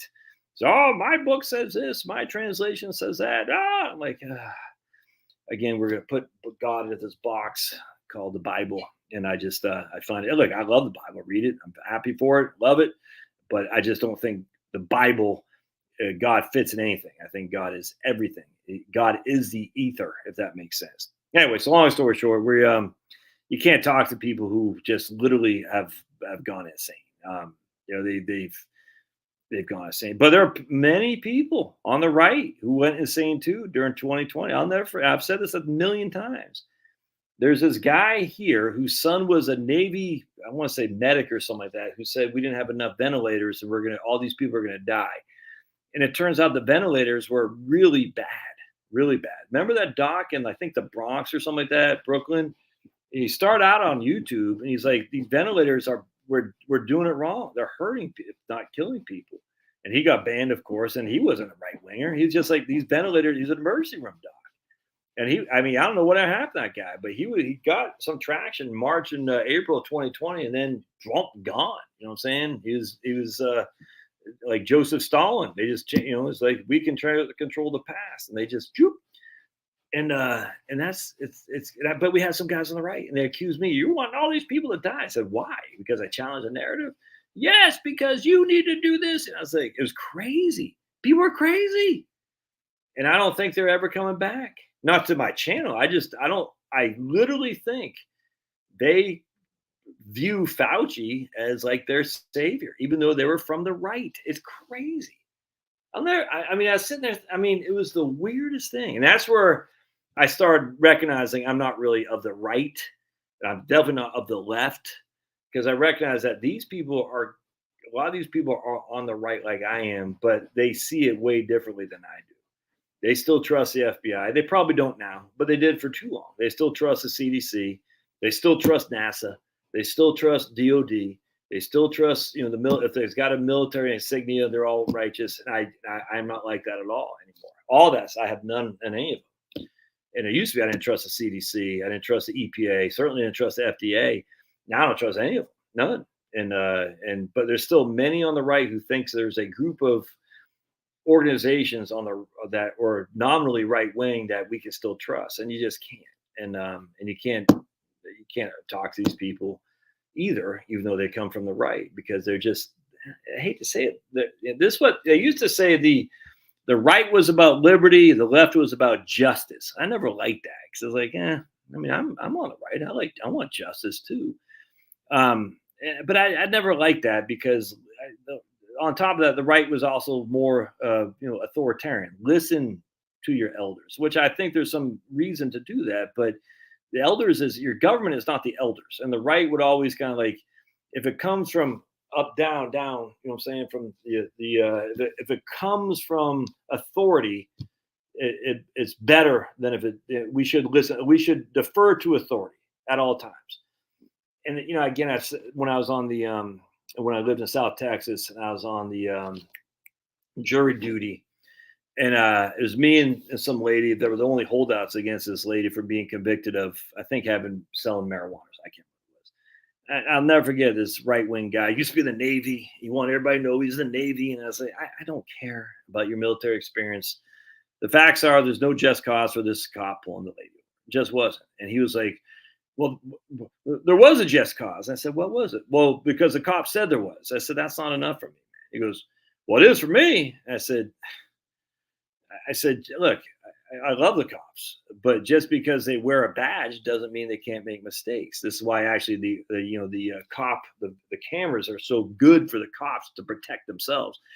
And I said, no, and we have the footage of it. I said, there's no reason to pull this lady over, none whatsoever. It's just, anyway, the long story short is, there's a hung jury. It was me and this other lady, and they were browbeating us like crazy. I said, I'm not changing. I don't care what you guys say. I'm not. And the more you show that you're a Navy and a patriot and, blah, blah, blah.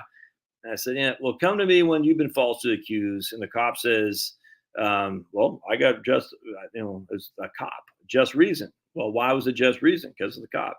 Wait till you get accused. That's what I always say about it. They say a conservative is a liberal who's been mugged. A libertarian is a conservative who's been falsely accused, if you know what I'm saying, which is me. Not once, but twice. And it's, to this day, I'm not say pissed off. It's a good learning experience. But point being is the authoritarians on the right can all kiss my behinds. The quote, fake anarchists, because they're not anarchists on the left. They're commies, man. Commies, all of them, commies. I've said this a couple of days ago. I said, I've become interested in, and not so much anymore, a couple of people from the left because their take on this insanity with giving billions of dollars to Ukraine. And I find myself in 100% agreement with them, that, the U.S. is up to no good in this regard. And then, but when you scrape off that, you realize it's commies all through and through, commies. And I was like, I can't be affiliated with communists. I just can't. I do not align myself with communists, not align myself with socialists. I just can't. So I might agree with them on this one or two issue, but I'm still over here. It's just that. Electric military, 100%, man. Yep, exactly. I don't right on mattress 68. This is Mike Lindell, by the way. He's faking to pretend he's mattress 68. This is Mike Lindell. Hi, baby cakes. Yeah, you guys want to see Paolo? Everyone just wants to see the star of the show. There he is. Hey, baby. You want to come on up? Oh, here he comes. This is Stone Pablo. They can't support the grid. That's what I'm saying. You're going to plug in your Tesla? It's crazy. All right. Anyway, give me some more questions, man. My brother-in-law loves his Tesla. Nothing wrong with that. But not to drive long distance on any sort of road. He did that once. It's such a pain. He said he'll rent a gas car for future. I don't have any animosity towards people who drive an electric vehicle. I'd always thought about buying a hybrid until some guy said the other day, I was listening, he goes, the problem with hybrids, maybe it's even Scotty Kilmer, is that you have two mechanical things that people have to have knowledge about. They have to have knowledge about the internal combustion engine, and then they have to have knowledge about the electrical, the battery and all that. And I said, ooh, that's a good point. So I've always thought two is good, is in terms of I have two ways to drive, through gasoline or through the battery power. But also two can also be two places where things can go wrong. And I said, ooh, I never thought about it like that. So anyway, hey Tina, right on. Everything is well, Tina, except I'm missing my daughter. Hey, right on. There you go. French fry power. Yeah, Angie, I'm still not depressed. My wife is stoked because my wife had a different college experience than I did. She went right at. My wife had 8 brothers and sisters. Her dad died young. She shared a room with 2 sisters, and so to go to college for her was, a get out of jail free card essentially. But for me, I had gone to the military, so for me it was not that big of a deal. But anyway, so my wife is kind of stoked for Chloe, thinking, oh, she's really excited. She's worried, because all the drunk clowns, but she's more excited than me. I'm just like, like I said, I'd put some burgers on the grill, and Chloe always liked bratwursts. I was like, oh, I gotta get some brats, and I said, oh, no, I don't. Let's say a prayer, will we? Heavenly Father, we just pray for all those youngins who are going away for college, military, their first jobs. Just look out for them, Heavenly Father. Provide them safety, provide them comfort, provide them peace. Don't let them overreact to stuff that they'll look back and laugh at. Just guide them, Lord. Please send your Holy Spirit to pierce their hearts if they haven't been pierced yet. We ask you to send the Holy Spirit down to recognize that this is all temporal. It's all temporary. Nothing that they happen to do today matters in the external, the eternity. Just look out for them, Lord. We pray for their parents, myself included, because I miss her. I pray in Jesus' name, amen. All right,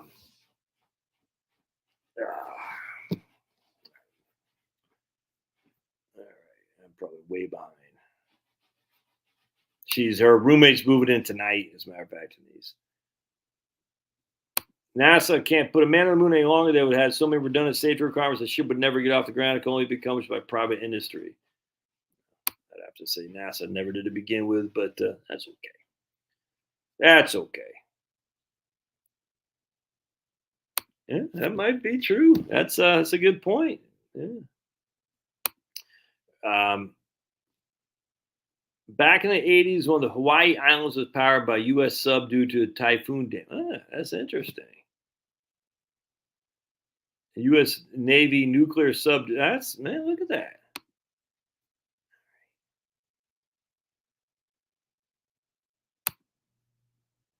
I don't know. Don't know what's being done with nuclear waste after this reactor start working. I don't know. I'm not all that concerned. Apparently we don't need it they never stop working because the Voyagers are running out there on unlimited nuclear power. China now has a way to recycle waste and more power just announced last week. Come on, man. You're going to believe that? I don't believe. Come on. China. One summer morning, I was picking berries from the giant raspberry patch. A black bear right in the middle of the patch stood up. Holy crap. This is literally from Blueberries for Sal. One summer morning, I was picking berries from the giant raspberry patch off the back of our vacation home's property. 30 minutes in, a black bear right in the middle of the patch stood up. Holy crap. Oh, Denise, that's freaking nuts. That's Blueberries for Sal, everybody. Read it. I forgot the dude's name who wrote it. Blueberries for Sal, the best book you'll ever read. There's a fascinating book called The Manna Machine. Since you're into the Bible, The Manna Machine. I have to write that down. Just another book for my anti-library. Anti-library is not a bad thing. It just means the more you read, the more books you get, which go on your shelf to be read. The Manna Machine. Cool. Good stuff. Appreciate that. F. Herrick. All right. Marie Curie. Backed away slowly. She was so focused on eating berries, she looked at me and turned her skin. I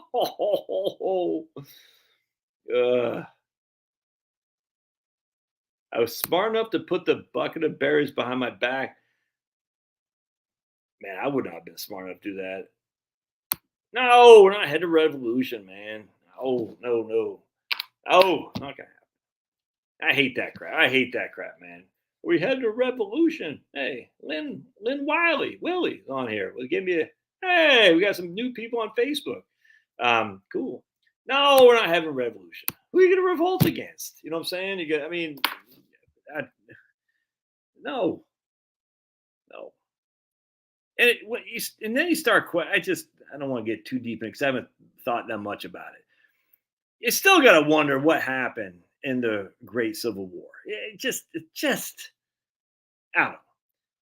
How you factor in how many people in the United States, how many people died, and then how did the great industry happen with just Irish, Chinese immigrants and freed slaves after that? I don't know, man. It's just something seems weird about the whole thing. So what happened to the Civil War? You know what I'm saying? I mean, it's like an alternative reality of the Civil War. I don't know what that means. I literally haven't thought much about it. Just you start putting two to two together, start saying that doesn't really make that much sense. When you see these massive expositions that were temporarily built, you see the kilns, the out there in the middle of nowhere. You just like where the stones come from. You see the craters that the meteorites hit, supposedly that killed all the dinosaurs, but there's no residual. There's nothing on all of them. They're all gone. They all hit on impact. They just disappeared into dust. It's just like that doesn't make any sense. None of this makes sense. You're like, no, I don't know. We lost more people in the Civil War than any other time in history. And somehow 10 years later, we build the huge behemoths of the municipal buildings, the machinery. We had a 20% of the population of America. And again, this isn't pure, like you count 5 people, one of those people came to the thing. But still, that's how many people came to Philadelphia in hotels that had thousands of rooms that were just torn down. They had this building, what do we call it? The machinery building. I'm drawing a blank what it's called. It was called the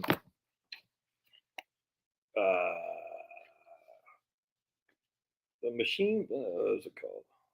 Machinery Hall.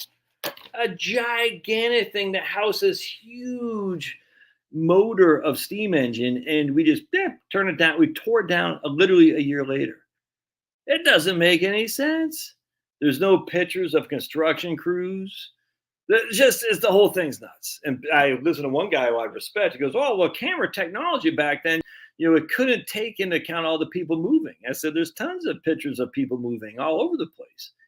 What are you talking about?" It's like the level of absurdity that people go to have to say this happened. I was like, what? And this guy is not like he's somewhat of a conspiracy theorist like me. And he's like, "Oh, no. The reason there's no construction, you can't see people in these streets is because they didn't have the technology to show them." You're like, that doesn't make any sense. There's tons of pictures of people milling in the streets. It doesn't make any sense at all, man. Anyway, I did a post on my community tab once comparing Dresden to Hiroshima and then to the great San Francisco earthquake. And they look identical. It's amazing, actually. It's amazing. And then we go to San Francisco, and it's in this book too. They talk about San Francisco Exposition. You're like, it's just weird how quickly things are built. Because he talks a lot about San Francisco here. And you're like, what doesn't make, where'd all these buildings come from? Where do these come from? Where all the machinery? What? How did they get all the rocks, the stones, the iron, the metal, the glass in San Francisco? It's weird. All right. Yeah, I love raspberries too. I love blueberries best. All right, here we go. I'm 52, 8 months, retired 8 months ago, no debt or mortgage. He's got a pension, $350 for Obamacare. How dare you, David? How dare you? Don't you know you're supposed to have $8 million? Oh, but he's got a pension. Must be nice. Okay, he's got a pension. You don't just wake up one day and have a pension, my friends. You got to do something for it. You got to do something for it. It's okay. Stop. I just, yeah. Hey, here goes Murray. Do you remember when the computer switched? We didn't know what would happen. Yeah, I do remember that. That's the beginning of my. I remember in 1999, the Y2K thing. No one had any idea, and I was storing some water back then. My wife thought I was nuts, and it turned out I was. No, I didn't know. I didn't know idea. So, well, why not have water? That's the thing about being a prepper. The worst case scenario is you have too much water. All right. That's the worst case scenario. What? Now people say, well, yeah, but you could have invested that $30 you spent on water. It could be worth $8 million. Yeah. Worst case scenario about being a prepper is that you have stuff that you don't end up using. You know what I'm saying? So what am I doing? I cooked, hamburgers I was cooking tonight was from beef I bought from Costco. I put a vacuum seal 2 months ago. I don't know what the cost of ground beef has gone up, but basically buy the big thing of ground beef. You vacuum seal it. You slice it up into smaller pieces. You vacuum seal it. You put it in your freezer. And you use it as you need. And it's just a great way to do it. You know what I'm saying? And that way you just have more than you need, but it saves, it stays, and then you go use it. That's what I was using on my hamburgers. You know what I'm saying? And I got that loin, the ribeye loin that someone told me about, and one of my clients I think actually told me about that. Chopped that up in a whole bunch of freaking steaks. We had those 2 nights ago. You know what I'm saying? Back from June. I can't remember. I got it for $8.99 a pound for ribeye steak. You know what I'm saying? Because you buy in bulk, slice it up, vacuum seal it, put it in your fridge or your freezer. You use it as you need. If you want to buy a half a cow, and I love grass-fed ground beef. I actually don't like the steaks when I buy a half a cow. I just don't like them. In terms of the fat content relative to the meat, I would rather go to Costco and buy a prime or even I think is a choice, for $8.99. They had some up there the other day for $6.99 a pound. It wasn't. I think it was New York. I think it was New York strip, and $6.99 a pound choice at Costco. It's like I can't remember. It was like $150 for. We're talking a lot of meat, man. You know what I'm saying? That's choice cut. And I don't know where they got the cow from. Hopefully they treated it right. I don't know.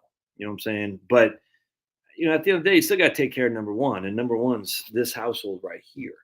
And you chop that sucker up, you know what I'm saying? You vacuum seal it. New York strip, I'd rather have ribeye, but for $6.99 a pound, why you want to go up there and just load up an ice box?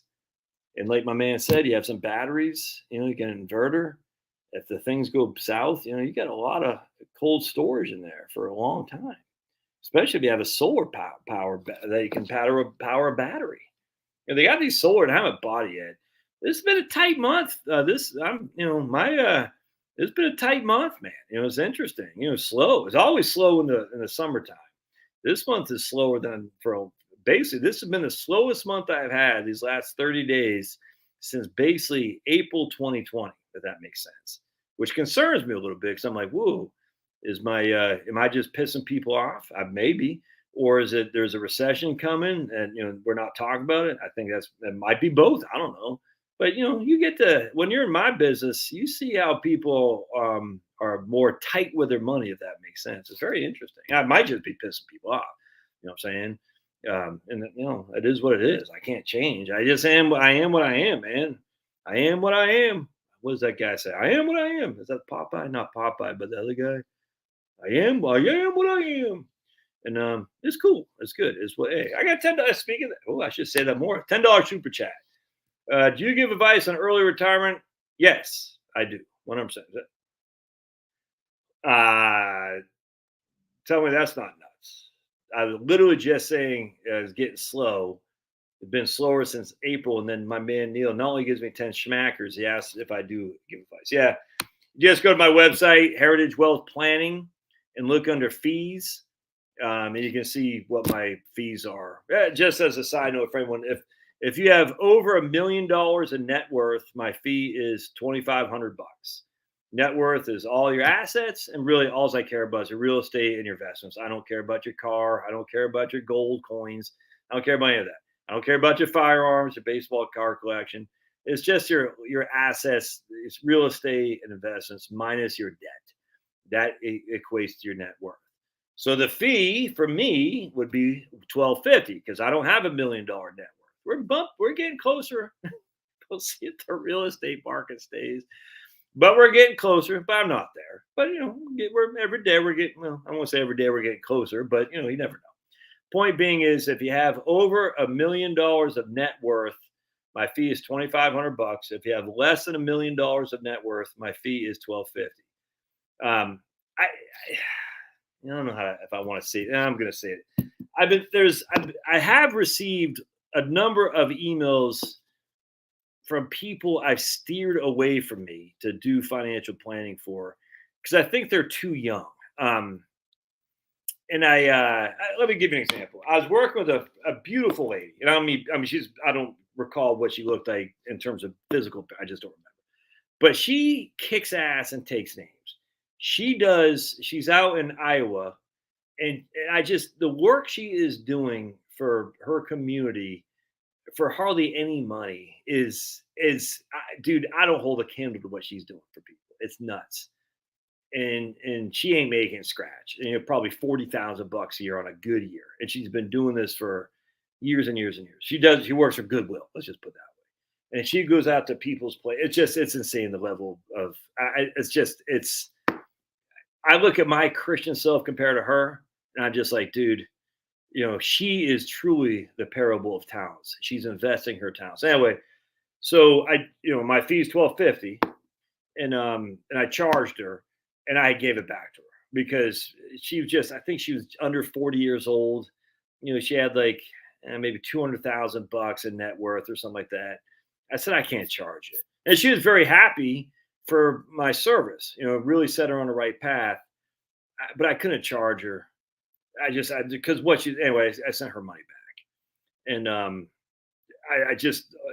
she was an enlightenment to me more than I was to her, because whoever said there's going to be a revolution, there's too many good people like that out there. Whoever said that, we got so many wonderful people in the United States, and they're not all Christian. She was, but they're not all. There's Muslims, there's Jews, there's Hindus, the whole thing, and there's atheists. There's tons and tons and tons of good people. We still kick ass, man. Americans still kick ass. By and large. I mean, that's just a fact. Anyway, so my thought process is like, I don't like the idea of not being able to work with somebody like her, but I can't give away my services. So I don't know. I'm just thinking, like, if you're under 40, I don't know, under 45, and you have a net worth less than $500,000, my fee would be like $500 or something. I don't know. I'm thinking this through, but I enjoyed very much working with this lady. I was able to help her immensely, and she helped me more than I probably helped her. But I can't charge. I didn't feel right charging $1,250. I was talking to a guy the other day who I've been on YouTube, good guy, and he wanted to pay me for and I no way. Anyway, and same thing. He doesn't have he's doing pretty good for his age, but I just consider this guy my friend. So he basically did what most people do his age that he did not have. He did not have his estate planning done. He did not have an umbrella insurance policy, even though he's starting to build. If things for him on his YouTube channel continue on the way they're progressing, he'll quickly need an umbrella. So he might as well just get it now. And he just wanted a kind of quick review to make sure he wasn't missing something. He wasn't. And I said, you might as well go ahead and get, additional life insurance, because he does have a mortgage, term life insurance, that is. So basically 3 simple things. But I don't, it's an easy one for me. You see what I'm saying? Because but easy for me doesn't mean it's not valuable to other people, if that makes sense. I don't know. I think about this. I don't know what to say. So whatever. We'll see where that shakes out. I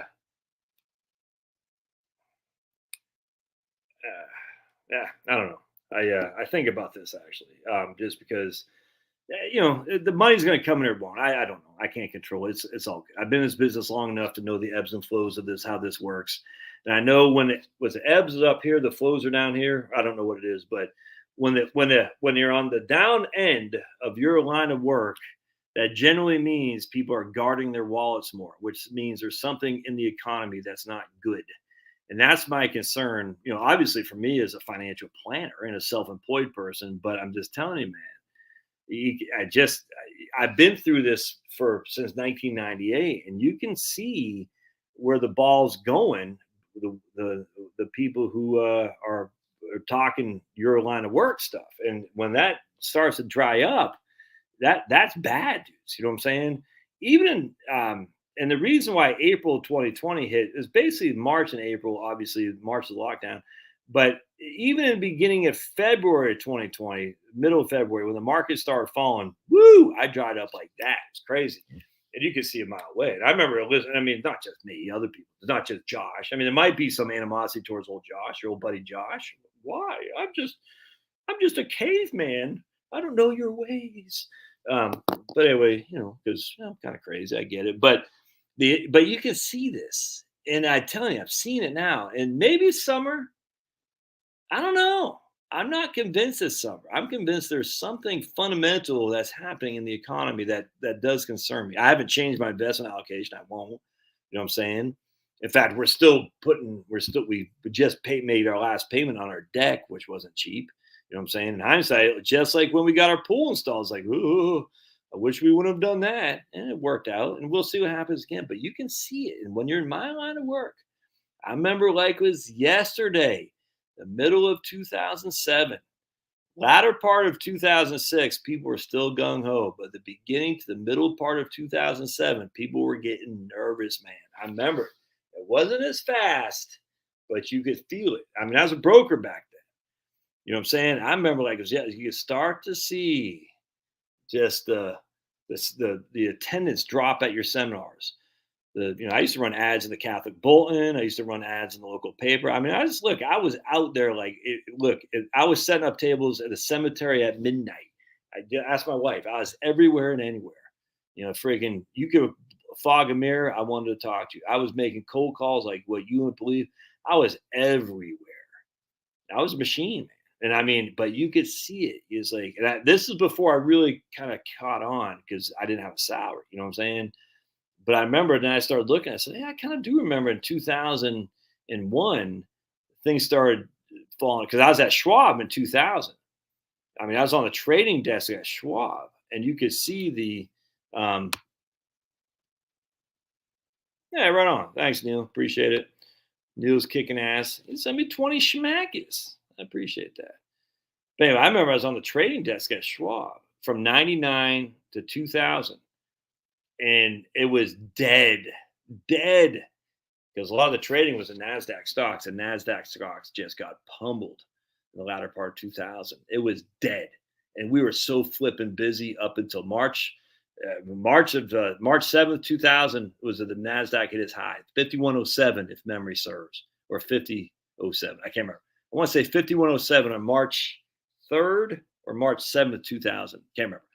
Anyway, but you could see I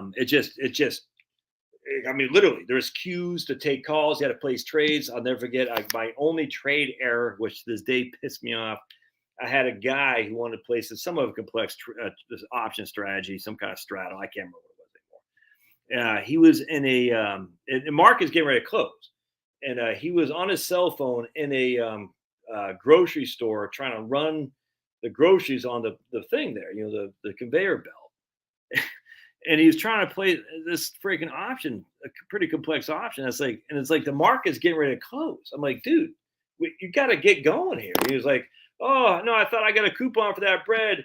And I was like, $3.59. What are we doing? And anyway, long story short, we didn't get the trade in. And they pulled the call, and he's like, oh, you could have positioned him fast, and he got mad. He's like, wait, we should have made the trade. I would have made whatever it was. I said, what? Anyway, they put all the calls were recorded. They pulled the call, and they said, well, you should have, encouraged him to go faster. I was like, huh? Anyway, and so they got a trade error. I think I lost my bonus for that quarter. If memory serves, you got like quarterly bonuses. I can't remember. But I'll never forget that. I said, this is freaking insanity, man. Anyway, that was how it was. Things are flying, man. You're like, it's crazy. And then all of a sudden, March slowed, April slowed, and done. And then Schwab started laying off a bunch of people. And we moved back to Virginia. And I'll never forget, I had a friend of mine who I used to work with. He goes, dude, you're lucky you quit. And I said, why? He goes, because I just got laid off. I said, really? He goes, yeah, man, it's crazy. I said, they give you severance? He goes, nope. We just got our, basically they said, you got your 2 weeks. You're going to have to work for 2 weeks. And they walked you out. I said, damn. And I said, what are you going to do? He went into mortgage banking. He was going to be a mortgage guy. So can't remember this guy's name, but I remember talking to him. I know he made bank for the next few years. I hope he saved some because he did not know what with the buzzsaw that was coming, man. But anyway, so 2006 and then into 2007, you can say the same thing. But people are still nervous because what happened in 2001 and 2. So now we're starting to right the ship a little bit. People are getting a little bit confident, but it's all in real estate. So for my line of work, it wasn't nearly what the mortgage guys were doing. Everyone wanted to be you go to the Shenandoah Valley Home Builders Association, National Association of Home Builders. You go to the Chamber of Commerce, stuff is all builders, mortgage people. The builders were freaking, it was crazy. No one cared about a financial advisor, but some people did anyway.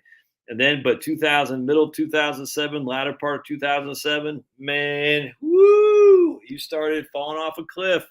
It was bad. And I told my wife, I said, if this continues in 2008, we're going to be skunked because I was off salary. And we just had we just had 2 young ones. We had Irish twins born in January 4th and one December 31st, 2007. So we had Irish twins, man, 2 kids, same calendar year. And because, that's what the mix do. We pump them out, if you know what I'm saying. And, we want to protect Social Security. Medicare for all. Well, Bernie Sanders, you just better start telling people to pump them out, you fool. You want Medicare for all? We need employees to friggin' pay for the Medicare, fool. But anyway, so 2007, I remember telling her, I said, man, we're going to get skunked if this continues on. And it continued on, dude. It was scary. And, things happen, they work out, or they don't, I don't know. But anyway, I remember that. I was like, damn, dude. And then in 2020, you saw the same. And actually, even the Q4 of 2019 and Q1 of 2020, because remember, it was 2018. It was 2018. Q4 of 2018 was 19.8% down, the S&P 500. And people were nervous, dudes. You know what I'm saying? So you can see it when the markets get sketchy, people get nervous. And the last thing people want to do when they're down 15, 20% is pay some schmuck, be it investment management or be it me, for financial advisory. Because they're like, I get it. I'm like that too. In fact, that's one of the reasons I'm not on Rumble right now, because I had to get my new credit card. And Rumble, I pay them to live stream. I haven't redone it yet because I'm not, I'm just one of those things, like, not quite sure it's worth it, to be perfectly honest. It was one of those, but that's what happens when things start getting a little bit tight. You start watching your bottom line a lot closer than you did before. Trust me. Do not weep tears for old buddy Josh. Things are still fine. But you see the momentum change, and it's very concerning because you're like, is this a temporary momentum change a la 2020, or is this a more permanent momentum change? I don't know. We'll have to wait and see how this shakes out. My concern is going to be more permanent. That's my concern, because winter is coming, my friends. Whatever that stupid show was, Game of Thrones, I didn't understand why people got into that. It was dumb to me, but whatever. Winter is coming, but people love that show. I thought it was dumb. Anyway, but then I like Napoleon Dynamite, one of the funniest movies of all time, and people think that's dumb. Well, anyway, point being is winter is coming, and it could be a brutal winter. Thus, cash is king. Cash is king. Have some cash. Cash is king. Have some cash. And if you don't have cash, you make a mistake. All right. Let's see. I missed a lot of stuff here. Obviously I can yap like the best. I'm sorry, guys, but I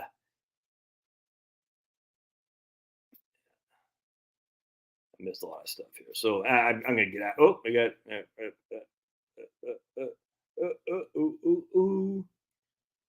Yeah, 100%. I mean, estate planning is a big deal for sure. I don't write up trusts. I can't tell you how to title assets. We can discuss it. If you live in a community property state, it's good to know as opposed to a common law property state. A lot of people don't know what that means. I'm not going to get in here today, but a lot of things going on in Texas, California, Idaho, Wisconsin, Washington. I'm not sure about Oregon, but there's community property states that are very beneficial for people, much more so than common law states that we have here in Georgia and the East Coast. Louisiana is a crapshoot. Louisiana's nuts, but yeah, I greatly enjoy estate planning conversations. The drawback is people try too much to avoid what is not a big deal. They try too hard to avoid estate tax when there is no estate tax to avoid. They try too hard to avoid gift tax when there's basically no gift tax to avoid. They try too hard to make it to protect the surviving spouse, typically a wife, from herself because she never took an interest. And what they've done is they'll create all these elaborate trusts with you just want to jump off a bridge and kill yourself because you're like, why did you do that? They try too hard. They've heard too many estate planning attorneys say, leave it a third-year kid at 35, a third-year kid at 45, and a third-year kid at 55, and hire us as a successor trustee. And your kid's like, that's great, Dad, but I need the money now. I have 3 kids. I'm 35 years old. I appreciate you gave me $50,000. I really could have used that extra $100,000 right now. By the time I'm 55, my kids are going to be gone. And literally, I would not be in this house today if I did not get a distribution from my Grammy and Grampy's estates. This is what gave us the down payment for this house. Just FYI. Everyone's like, you have a nice house. It is a nice house. I love this house. We put a lot of money into it. It ain't cheap. If it wasn't for my Grammy and Grampy estate, we were in all their grandkids. They're Catholic. They had tons of grandkids, and we all got a percentage of it. It wasn't a huge amount, but it's enough to put a down payment on this nice house. I would not be in this house right now. Thankfully, Grampy didn't say, I will only give it to Josh if he marries a Catholic girl. Well, my wife's Catholic. Or he waits until he's 55 and he puts a U.S. Navy tattoo on his forehead or something like that. Because my Grampy, well, he didn't go to the academy. One of my uncles did. And, he's a big naval captain. My Grampy flew with John Glenn. He was a test pilot in the same unit as John Glenn. My mom just told me that Grampy probably would have been an astronaut, except he was too tall. I think is what she said. I don't want to say that definitively, but he was in the same unit as John Glenn, and that my mom said he probably would have been an astronaut if he was a little bit shorter. I think he was 6'2" or something like that. I can't validate that. My uncle Carl, was it Carl? One of my Grampy's brothers. Took out the Japanese battleship Chickamauga. I think it was called Chickamauga.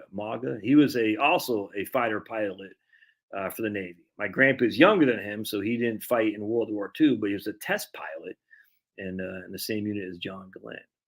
Yeah. Who broke the sound barrier? It was Chuck Yeager. So it was John Glenn. All right, gotcha. Pretty cool. And both my uncles were officers in the Navy. My sister was an officer in the Navy. My brother was an enlisted guy in the Marine Corps, and I'm the black sheep. So thankfully, Grampy didn't say, we're not going to give you any money until you show loyalty to the Navy. He didn't do that, because if he did, I would not be able to have this house, and we might not be talking today. Have I read about the wealthy buying large amounts of silver? I have not.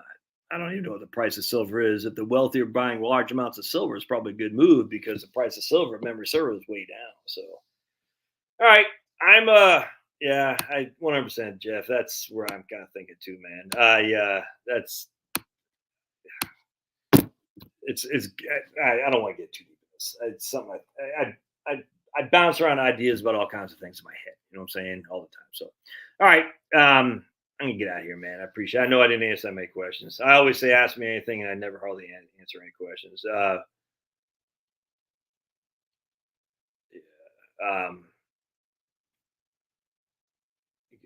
Go to Twitch.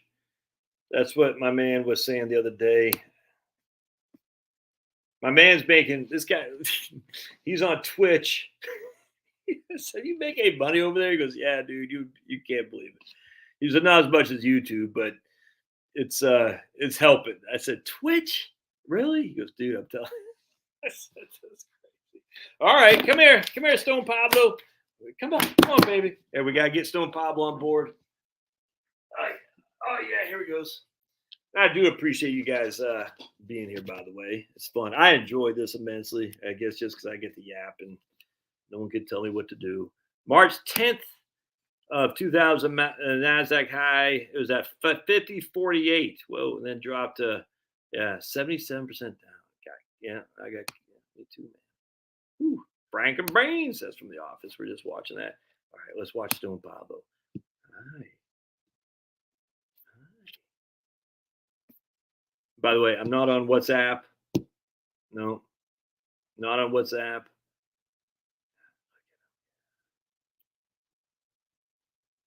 Go nine, nine.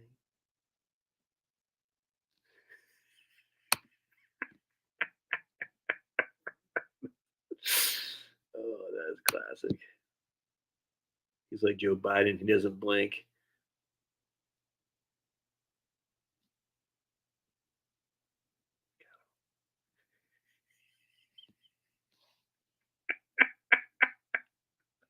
Is he just looking at himself?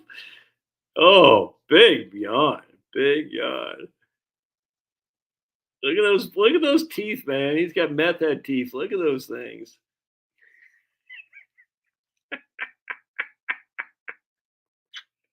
How could you not love Chunky Monkey here? Let's see. Can I show him? Oh, he never lets me show him his teeth. Fifth child. Yep. All right. We're going to go. Say bye-bye. All right. God bless, guys. Thanks, everybody. We'll see you. Oh, man. This